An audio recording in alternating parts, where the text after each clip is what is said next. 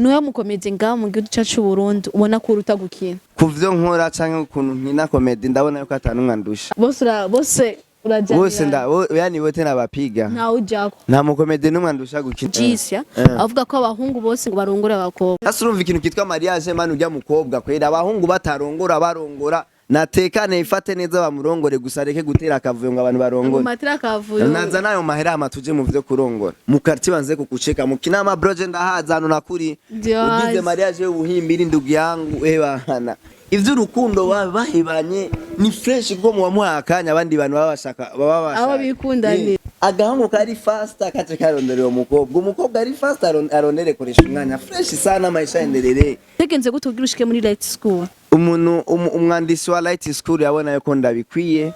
yabona yuko no hashika ko deja avuga ati no mudoga hageze nga anyara kanovera runaka ko bakiyongereje muri film yanje nasanga mu ishure mandi yani au petit déranger nirirwa mu maramvo amanota ya education yani ni fie sasa muri quartier manager muri comedy ko nayisanzemwo ni Ismail Gasore comédien ko Gasore urumva no muntu twakuranye mu makartier amwe me mu nyuma nzambona umutipe no mustare man unaenda ma studio Gasore wapi Gasore nikasema ujama vipi si man novuga ko mfise n'indingeso man irenze fo yo kubana man lakini kumbwira yuko no ba mu rukundo kweri sindabirimwo ingeso yagoterera atari bangare ingeso yagoterera kuwagusa munani munyashi man piga munyashi unasara yanagipiga umwana mubonanye unamugusa kama ukituwa hivi yani kuna yani ajifame samu tu ya ulofa man King's family Burundi. Hello guys, nze komeze neza nje ndameze good kuri microphone kumena Bernice beka kumena Mr Job ndabakumbuye cyane gusa je ndabakumbura misi yose mama kumutima mon cœur basha musubiza umutima adasanzwe ari we Kiyeboyebo katwakira. Merci sana nashukuru sana tena sana gusa bakavuze nabi man Sazi ko abantu benshi bakunda kuvuga ngo Kiyeboyebo man ntabwo ari Kiyeboyebo ni Kiyeboyebo hamakuba diaspora ni Kiyeboyebo me birundi bingi bishakwa biwa bisigaye bikanyita mani kandi twavyumvikana ku muntu ari hanze Kiyeboyebo is good reka basije mu diaspora nanje basi aya ntabwo uri mu diaspora mani tekana nyita Kiyeboyebo mangine maisha nderere Kiyeboyebo urakomeye shameze neza cyane vraiment yani niko bien sana nukuri meze bien yani biro bigavuga ati ngo ni nani wala niko fresh kubijanye ibintu vyose uziko bibaho mwisi uko bien niko bien kweli uko bien kirapanze kiramoe for sure I appreciate Kiyeboyebo Kiyeboyebo niyo mazina abavyeyi bakwizwe mbe Kiyeboyebo ninde so Kiyeboyebo ntabwo ari amazina abavyeyi banyise kweli naho abavyeyi baba basarana uko umuvyeyi ashaka ko akita umwana we ngo Kiyeboyebo apke nturumva amazina twa ngo nzamuragya bagya n'abavyeyi batize man ega abavyeyi batize kenshi usanga bita abazina abana babo izina zitumvikana Shangu muvyeyi yize kwera ashaka kubakwa nyene ngo mtoto namwita Kiyeboyebo man ivyo nibizina vy'ubuyiwa nyene vyo muri quartier man twagiye tuvumburiye onye mamubone mabuterere situmenga marubirizi kumbuna pajua nafasikiaga Kiyeboyebo ni zina abavyeyi bakwise zina ry'abavyeyi bakwise okay je ko mazina abavyeyi bampaye ni Irakoze Gigael zina nziza sana ni jina la bien hamurabe nyine akazina kanje gatesa Gigael Kiyeboyebo gusige Kiyeboyebo man lisigaye ari interisoni man pigo gise udemu wa makibenga makinanira utatu wa kiriri uzamva ati ngo nje ngigwe vyo kwita ngo Kiyeboyebo ngo wapi ngo birashisha ngo zakwita Gael ego man wala gusige zina man ni bien kuwe kibise Kiyeboyebo kwita Kiyeboyebo ndashaka kuvuga ati je nk'igitangura ibi bintu sinabitangwe nita Kiyeboyebo nabitangwe nitwa izina ryanje menshi naje ati n'abarundi brother niba abararagi mukorosi umutipe vyitwa yuko amhagarikiye naramuha yaranyugura gapage anyita Gaere ako gapage kageze kure ndugu yangu akakakura maze kukarya ncangira inzigo ncamvuga ati ayigisigaye nikugura izindi zina Gaere rigatakara nkacanza nkunda umuntu canza nka Kiyeboyebo rero bivanye n'ukuntu abantu bari basanzwe bamenyereye kuri ako kantu nakunda kugatuka abantu Nikasema cyane jite Kiyeboyebo mbaya ninjire mu bantu nk'umuvampire mbaya kweli Kiyeboyebo wisanze gute muri comedy nisanze gute muri comedy so je comedy sishaka kuvuga yuko ngo yani nimekomaga ngo nasema ngo ndanzo umukomedie ya je mu bisanzwe school nyene nandi umupetsi nyene mtu ama blague ibiki man aratwenza abastofo sana man wasanga mu ishure mandi yani au petit déranger nirirwa mu maramvo amanota ya education yani ni fie sasa muri quartier man je muri comedy uko nayisanzemwo ni Ismail Gasore le comédien ya ko Gasore urumva no muntu twakuranye mu makartier amwe me mu nyuma nza mbona umutipe no mustare man unaenda ma studio Gasore wapi Gasore nikasema ujama vipi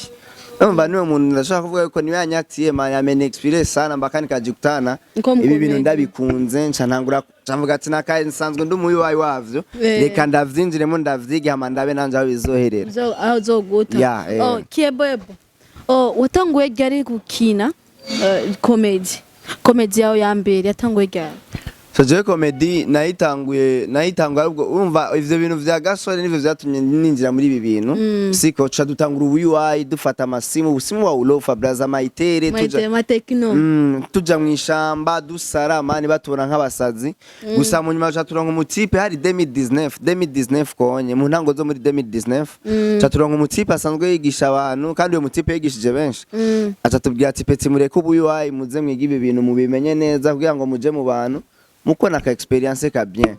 canangura kuvyiga imibiri nyene video yanje ya mbere yatangiye kuja mu rubuga 2019 meme nyuma ncamura nibibazo mera carabinkura mwambwira ati petit ja kwiga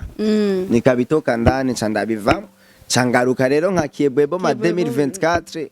naka kitu ka so bonjour la famille bonjour ma connexion vitu kama hivyo kabisa Kiyeboyebo umunsi wa mbere abavyeyi bamenya kukina comedy cenye mu kibano cenye aho usengera aho winjirira bya bimeze gute Jumusimera amenya ko nkina comedy man vyaramugoye kubitahura kuko urumva ni ibintu yari yambujije acasubira urumva acatangura kumbona ku bandi ba mama bazinanye ngo usuha mwana wawe ambona banshira ku mastati mera kanza akasema kumbe mtoto anafika mbani kubwiye nyene vyaramutangaje mu nyuma acambwira ati sunajwa abavyeyi mu Burundi bakubonye mu bintu nk'ivyo vya entertainment mani batangura kubonamwe ibindi bintu bumalaya kunyura umogi ibintu vy'inzoga acanyika yasambwira ati dogo ibi bintu nabingiye ndani ukifanya gaereri bubigiyemwe kuno ndambwira ati mereje vraiment ndakuze sino hababukira ibintu ntakoze ngira ngo kubera ngo ngeza aha ngo nifanye ibi ndambwira twetekana ibi bintu ni fresh nakazi bitu bitajire taga mu nyuma nangura kugira utu action mere gushika muri aka kanya comedy nyene ayifata nk'akazi kandi abona yuko ari ibintu nyene vyoteza umuntu imbere mu kibano na mu makartier ni maheshima tu maheshima kabisa bako uko je muri quartier ndabatamwo man ndabatamwo kwere Mungu akibless ndabatamwo man sinajua tena aho nasengera je ndo mu katolika naho ze ndo mukorezi wanashima je ndafisa abapadiri bamfana nyene kimyaki kuri YouTube bakurikirana fresh sana kweli Kiyeboyebo mwana wacu bien sana kabisa tubona kuri rezo ego connection kabisa Kiyeboyebo urubatse uri single jivyo vyo kubaka je kuba couple wapi kweli kubera ntavyo nshaka hari vyo nkunda utabikunda ndanka kwita mu rukundo man urukundo n'uruntu rubisa nukyanga balance rukakuwa ndugu yangu kubera iki wanga kuvyidomikiza j'abadada ndabakunda sana kandi je ndagapeti man novuga ko mfise n'indi ngeso man irenze fo yo kubana man lakini kumbwira yuko no ba mu rukundo kweri sindabirimwo ingeso yagutera atari bangare ingeso yagutera atari kuwagusa munani munyashi man piga munyashi unasara yanagipiga umwana mubonanye unamgusa kama ukituwa hivi yani kuna yani ajifame samu vitu ya ulofa izo nizo ngeso ziwanje kweli amako yawe nakijijwe ego gusivye kuvuga ngo yuko no kundana n'umuntu kweli ni haragera keri mbe Kiyeboyebo comedy uyifata gute kuri wewe comedy kuri je ndayifata nk'akazi ndayifata nk'akazi kweli kuko deje urumva nakazi urumva namaze kwinjira mu kazi nta bindi birefu no bivugako comedy nakazi n'umwuga kuko si vyabose Kiyeboyebo niwe mu comedy ngaho mu gihugu cyacu Burundi ubona ko uruta gukina umu comedy ngaho mu Burundi nduta gukina ubona ko uruta gukina ani bote mzi bose bose yani bote nabapiga nta ujako nta mukomede numwe andusha gukina labda hari abo nkunda nkakunda ivyo bakora ariko ntuzumbwira ngo mvuge ngo yuko ujya ndutahe ibe bikuwaga imano ya wowe bwavuga ati je ndiyemera bose ya je kubwanje sikuvuga ngo ndiyemera kuvyo nkora canke ukuntu nkina comedy ndabona yuko atanumwe andusha akurusha gusa ndafise abo mfana muri ibi bintu kandi nkunda ukuntu bakora Kiyeboyebo niwe mukomedi akwatira mu Burundi mu Burundi no mu bihugu bitandukanye jenga mu Burundi kweri ndabiravye aho bigeze abakomeze ni benshi ivyo bagira ndabikunda siko ariko ngiye mu vyo kuvuga ngo umukomeze ngo nga mu Burundi asigaye anyuzuza na uhari je mu bihugu apo bajirani wetu ba Tanzania kweri ba Tanzania baranyuzuza fosa na abapeti bitwa ba Dompinyo abapeti banitwa ba Whisky Poro bande mani ba Sabato nuno nakapeti kafupi kurutwe mana mbari yankozara bagapeti baranyuzuza fosa ndakunda komedi zabo no muri Nigeria ba Sydney sinzi kuba kurikirana abo nibo bakomedi novuga yuko bakwatira Kiyeboyebo nigari wogeze kuronka basi umuntu agusupportinga mu kazi kawe ukora muri comedy nubu barahari basi bakakuronda bavuga twega dushaka Kiyeboyebo tumusinyishe nka konda azuzadukorera nubu ndabirimwe ndugu yangu aho comedian zigejeje vraiment ndashima kuko deje urumva ndamaze kuronka abantu benshi urumva bazavuye ahantu bagiye atandukanye Kiyeboyebo dufashanye muri ibi Kiyeboyebo ingukora ibi yabitukama vraiment ndashima kwete niye ntamba bimaze guhura nawe kuva ugitangura comedy gushika ubu ni kubijanye n'ibikoresho ndugu ibikoresho nivyo bitugora sometime urashobora kwiyumvira kuzana nyine akantu k'akaksyo keza nyene karenze ukaca wiyumvira bituye amakamera ibiki man urumva ivyo nivyo bintu kenshi bitubangamira urumva ukijanye na production biratugora sana gusa nk'ivyo turinze tubironka ndugu yangu ni bombo class bras twokwirirwa mu bikorwa man biterezera Kiyeboyebo tugeze kubona muri Light School Nigga boy fashion barayamaze bati wambara neza ukagaragara neza Nigga boy fashion ihari ku bwanyu ni duka risanzwe ridandaza ivyambagwa by'ubwoko bwose ibiciro naho ni nko ku buntu wifuza impuzu ibirato amasaneti amarori isaha eka ivyambagwa byose bihari ku bwanyu akabiga rero Nigga boy fashion isanzwe igira location ku baririmbyi n'abakinyi b'amareresi niyibagiye n'abantu bose babyifuza mufisi ico mubaza hamagara kuri 68 amajana 735 amajana 335 canke mukabasanga aho bakorera ni kw'isoko nkuru yo mu Kanyosha murahawe ikaze mwese muri Nigga boy fashion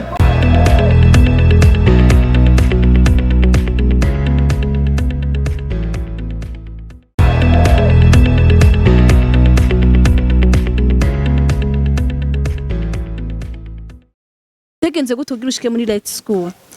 kugira nshike muri Light School je pense que umwandisi wa Light School yabona yuko ndabikwiye yabona yuko nuhashika ko deja avuga ati no mudoga hageze nga anyarakano vera runaka ko bakiyongereje muri film yanje nanje samvuga ati ni bandugu bangu twese dukora bimwe gute no bankira en plus de ça harimo abantu nyene navuga ati abantu nakuze nshaka ko dukinana nka Ismail Gasore yararimwe ncamvuga ati ibintu nk'ivyo sino binegrija kuko deja ari ibintu negrija nawe mu nyuma ukaregreta niyo mpamvu yanje gushika muri Light School vraiment Kiyeboyebo ko tumaze kubona ama events ya Kiging Summer na Garage gusa nitugeze tukubonana muri zo events nk'umusore ari akompanye karaza so je kubwanje ndashaka kuvuga ati urabona muri comedy hariho comedy stand up so comedy stand up si kintu ushobora guparamia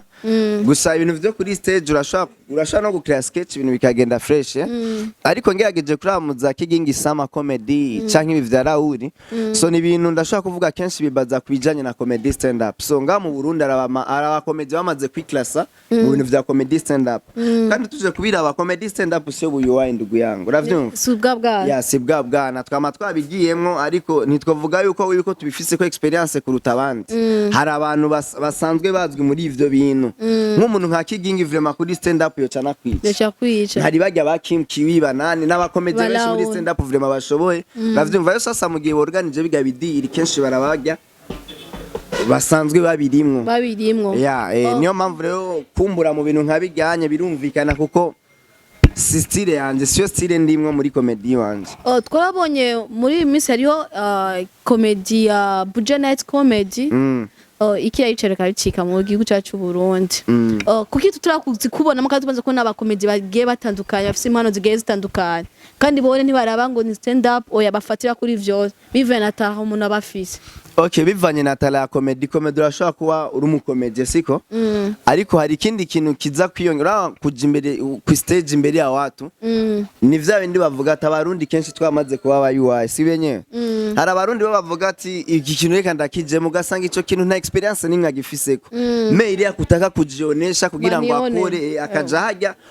ukatusanga vraiment kweri kuja mu bintu ni vyiza ntituvyanse ariko hari ibindi bintu gira bikakwicira CV bivanye n'ukuntu utavyize sivyo je comedy stand up canke ibintu vyo kuja imbere y'abantu ndiko ndavyiga ko deja nsigaye ngendana n'abantu basanzwe babikora ndiko ndavyiga vuba amashaka kubimbonamwo Buja Night iri hajya kubwo gufasha abakomedi benshi kugira ngo bagaragaze impano zabo zigiye zitandukanye so ma Buja Night muzogenda mumbona bivanye n'ukuntu ndiko ndavyiga sinkeneye kuvyitamwo ntarabimenya neza widumikizemo UI ya staki kwa mu UI ndugu ya apende kuwa mu UI nataka nikiingia ndani ngende nsatura mani mbo musatuzi wavyo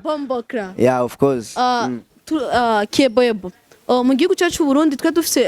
nk'abakuru banyu babatanguriye imbere muri comedy muri iki gihe tubona ko abana bako barakura aba banuvu muri iki gihe abakuru bacu babatanguriye muri comedy nitukibabona niyahe mpamvu bituma tukibabona. Je ndashaka kuvuga badutanguriye comedy ni benshi kandi barabikora neza baratwicarika tukara ibintu vyabo tukabikunda yani tunacheka je naravye comedy nyinshi sana ndi kumwe n'abavyeyi banje bagatwenga yani nusu yakufa ndugu yangu uranyibona ariko muri aka kanya tuvugana benshi muri bo ntibagikora nka kera sinzi impamvu sinzi aho vyafiriye kuri bo labda wanaweza kwa hari ikintu bitasa sampa ndugu yangu mtu kama iko na lare ndugu yangu hari ukuntu cusanga ana tena ule mudo wa kujivunja unabiona sindabivuzuka ariko ndashaka kuvuga ati sinzi impamvu yabo kudakora ariko kubwanje ndashaka kuvuga ko benshi baramaze kwicara benshi ntibagikora nka kera kuko deja tuko na ma new generation man isko zinakupiga ama creation bakunaria uvuze abasheshe bako baraza ko turabona mu bigo bitandukanye duhanyu imbibe hari abakomeje benshi bafise amahera bafise ibintu byinshi ariko bari muri comedy bayigumamo bwati aka nakazi kanje ndakaguma kuko kinone aba bakuru bacu muri comedy badashobora kuvuga ati reka tubifate nk'umwuga tubifate ko arakazi kiwa ko guteza igihugu cyacu imbere ndakwishura neza kugira ngo ico kibazo tukiveko rondera baganye nubona yuko ari aba legend nyene babihevye bibabaza siko uko je aho hantu ndage je mindi gihe napambaye urashobora kubona bwati je n'ukuri ndavye nk'uyu yarazuku yaramezuku ashe ikinjo kimemwangusha unaona biyo byote wanasemaga hivi kwigira umuyu wa ndugu yangu vyo gutaha bisiko none nk'ubu ngende mvuga ati fulani ntagikora kubwuko kunanipata atavyonze we rondera ujyanye no mubaza ati kukikera mwakora ubu naho mutagikora wayi ntibashaka kuvuga adashobora kuvuga mureke rero canke ucu duhamagara natwe ducree waba bajije kwanza bafuye nandi ndashobora kucamvuga ati bana fulani ntagikora kubera ko atinya ntamaramare kuko ibintu vyiwe ntivyoraba ivyuko we barondere kwanza ubabaza ati kukikera mwakora gusubu tutakibona ibikorwa vyanyu kenshi Kiyeboyebo uravye ku komedie y'umwaka uheze na komedie y'ubu ubona ari akahe karusho kahindutse muri komedie so muri comedy ndashaka kuvuga yuko je ntavya karusho kuko apa Burundi vraiment hano tukirindugiye yangu turacha fightinga ndavye comedy iyo bas novuga yuko bas nama creation gusa mashasha za muri comedy ariko nitwovuga yuko ngo tuturusha ibintu nk'ivyo gusa comedy ikiragana ni heza kuko deja ndashaka kuvuga ati hari ibintu bimwe comedy maze kuzima uravyumva ndashaka kuvuga ati ubu ama marketing tuvuga ati nk'ibintu vy'ama company menshi ashaka kugura company bakavuga ati iki kintu canje faut que ndakivyuza umusaruro kijanye n'ibintu vya promotion so abakomedi aho deja hari abakomedi benshi baronka ibiraka bice muri izo nzira so gusa kera abantu bituka amabire kugira uronka ibiraka nk'ivyo vyari bigoye ndashaka kuvuga uturusho twinshi komedi maze kuzana ngahanye ni ibintu vyerekeranye n'ibintu vy'amapromo n'ibintu vy'amapromotion gusa tugiye mu bindi bintu vraiment ndabona yuko turacafightinga kugira bize yabitubingi sana turacabura ibintu vyinshi sana kugira ngo ibintu vyacu bibe professionnel. Nico ikintu twokora mu gihugu cyacu Burundi kugira komedi iguma irabwa cyane iguma ikurikirana kuruta nko mu bihugu bitandukanye. Ico twokora ni kuja hamwe twese ibintu vyacu tukabikunda siko kuko hari abarundi badakunda ibintu vyabo hari abarundi bo babwiye ati komedi mu Burundi irahari bakubwira ati biga n'ibitandero nta bintu barimwo n'uburofa barimwo so ni uko abarundi kwanza bobanza bakatwizera bakavuga ati komedi mu Burundi irahari dufise abakomedi benshi turafise abapeti bazigukiye ikintu ciza reka tubafate ku mugongo ico babuze tukibahe erega gushigikira umuntu simbaka ngo umucorere cyangwa uginene murondera umubwira ati ndugu yangu ndabona ivyo ukora habuzemo ikintu runaka mubwire ndugu yangu ja ukorane naka canke tuje hamwe pigere like kubita subscribe gira share na comment ivyo byose ubigire aho uzori kurafasha abakomedi banyu mu Burundi muri bigana vyo tubuze twese duhaguruke tubivuge kugira ngo babidufashe nyene bishike nk'ikintu twamatwarira iminsi yose ni ikintu citwa monetisation nk'ikishonye kimaze gushika mu Burundi neza kwa ni bombo clat nitwa batukirize sana rero numva ivyo byose n'ibintu tukibuze muri komedi mukwiye gupambana kugira ngo bishike. Nakeka motera leta yacu kugira isupporting comedy yacu nezi company ziko zirazoba ziri hejuru nk'iza Brarudi Spabati nk'izindi nk'izo kugira ati iminsi yose hari ikintu bita gukora ukemeza mu gihe ukoze ukemeza abantu ndugu yangu biragoye yuko buri soko siko so ndashaka kuvuga ati leta nanye ndayibona deja ko turi mu bikorwa turiko turakora ariko mu Burundi hadukije abapeti b'abatandero benshi baza muri komedi bakabizana mu butandero kugira ngo baronke amahit uravyumva ariko komedi burya ntushobora gushira mu butandero kugira ngo uronke hit siko komedi ni mu mutwe komedi urayiga komedi urashobora kwiyumvira creations dushobora gukora kuburyo n'umukuru w'igihugu nyene abonye komedi akavuga ati vraiment ndafise abantu ndashobora no kubatwara mu bindi bihugu uravyumva muri komedi deja tusome ndugu yangu ubustare mani ubustare bisabwa yo wiga yani igindimi wiga ibintu vyinshi kuko ntuzi tuvuga ati nko mu gihugu cy'u Burundi kiraje ngakivuza ati dushaka ba komedi bashika hafi nka 20 tubabe batamuzingine inci kugira ngo bigende neza uravyumva barahari kandi ni benshi twobaronka ariko muri komedi rero sasa abantu baza kwica mani baza kwicira abandi n'abantu usanga peti ni mukosadamu unakana mukosadamu kuzana komedi zitumvikana mu bantu bitukama biba buvayo rekana navyo ko ibintu vyiza hama kugira ngo tugume twemeza leta nanye nivuga ati reka tuvyinjiremwo abapeti bacu tugira ico tubafasha unanipata turonke basi tuvuga ati ibintu vya comedy dufise ugizerere dufise hano twokwitwarira arabe tukama ibi nivyo dushaka ariko abapeti baguma bavyicara abapeti baguma bazana ibintu vy'ubutandero babihebe tuje hamwe dukore comedy nziza hama n'igihugu kivyinjiremwo nandi makampo nabone yuko tukwiye kuronka izo soko zo kuba promotingira ibintu vyabo kugira ngo bisohoke nibagiye bazo ko hari mukugegeze kuzunga ku kibuga ngurukana bumenyi DJICIA avuga ko abahungu bose ngo barongore abakobwa barongore braza mije na manivugiye manu ubwo n'uburofu asa we utaenda useme ngo abahungu barongore eske urazi umufuko wabo braza kurongora ni lare ndugu yangu sosiyete yako si ibintu vyamenyo unanipata aho bigeze kugira mariage si ibintu nguryama ngo ukiyumvira ngo aho nyene ukacubigira no umuhungu ni kwitegura kugira ngo agaciro kawe kagumaho kari wowe ujiwe mu bityo ba mariage ufe mariage za ubono mu quartier banze kukucheka mu kinama broje ndahaza hano nakuri ugize mariage y'ubuhimbiri ndugu yangu bana yani ni malawama asurumva ikintu kitwa mariage manu ujya mukobwa kwera abahungu batarongora barongora ivyo je nibituraba natekane ifate neza bamurongore gusa reke gutera akavuyo ngo abantu barongore matira akavuyo naza nayo mahera amatuje mu vyo kurongora otenda kuwa uko crise ndugu yangu ya ivyo nibiba afu nyuma ya fete ninjari oshira umukobwa mu nzu hama mu nyuma mwanze kwangaria nabimasura umudema gusa barashona nzaji mani oya arongora abafisi noti ndugu yangu metse kubona umugore wa KORESHUMWANYA yavuze ati yo bahagaritse urukundo naco bivuzeko umugore wakoresha umwanya sasa man mie vraiment hari ibintu bintwenza none bajya bahagagije urukundo si yace babacane agahungu kari fast akace karondera umukobwa ari fast arondere koresha umwanya fresh sana maisha enderere ivyo urukundo bahibanye ni fresh bwo mu mwakanya abandi bantu babashaka abo bikundane ni nk'ubu unyu nasikia ngo fulani na fulani bamiachana ndugu yangu we namba ugakobwa ari ugakunda ndugu yangu katafute karondeza hamwe cukemeza bigwa muhungu atagaha ubigahe hama we namba umukobwa wakunda rujya ruhungu rutafute ndugu yangu rureye rupatie kea kubugero dosubira kumvira ako gakobwa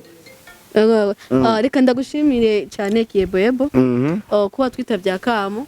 genda uvuze basi nk'ijambo rimwe oshikiriza nk'abakunzi bawe n'abakunzi ba Kings Family Burundi TV. Kings Family Burundi TV. Eyo mvuze yo numvise akantu ka Kings ndakenca numva Kings Sport Botim ari Kings Sport Bet ndakari ade mu Burundi yemye nihombe shaga sana nari umukino nimekwaciza kamari iresha homba gusa biga baravyoga Imana ishinga uvuze yuko ari Kings Family Burundi TV. Okay, abakunzi ba Kings Family Burundi TV ico twobasaba ni yuko deje urabona yuko bafise umujournaliste ameze bien ni Kiyana eko vizuri bien sana uravyumva dusaba yuko mwoza nga onye mu face subscribe like share comment ibintu nk'ivyo onye mu supporting abarundi vraiment mu du supporting mu byo turimo kugira ngo dutere imbere ibintu vyo kuraba ikintu c'ikiganiro c'abarundi ukacu ari abantu mani niba kiona turi kitu ca Burundi ni ivi ibintu mu vyihoze ikintu c'umurundi kibonye tekana kwanza ukirabe ugira ico ukuyemwo erega abarundi turashoboye vraiment ni yuko namwe mwotwizera hama mugatangura kudufasha ku ma like comment ibintu vyinshi tusana Kiyeboyebo tukwitega iki muri isama muri isama cha muri isama vraiment munyitege ko ibintu vyinshi sana ko ikintu cari kimfatira wanashima cari ishure ariko muri aka kanya natobo nishatobo vraiment suis diplômé yani nenda kubapiga bitu ya usenge sana man ngiye kuhatamwe ibintu vy'ibisazi ibintu bisara mani kandi muri isama ndazi nzokwemeza benshi kuko mfise projet isara ndugu yangu ndiko ndayirondera budget yayo ikwire hama nca ndayishira ku meza najo abengi batayikura mze itakuwa ni kitu kikali reka ndagushimiye cyane ko wanyitavye dushime n'abadukurikira kuva dutangura ikiganiro kuri ndaduheza ndabakunda naho butaha Kings Family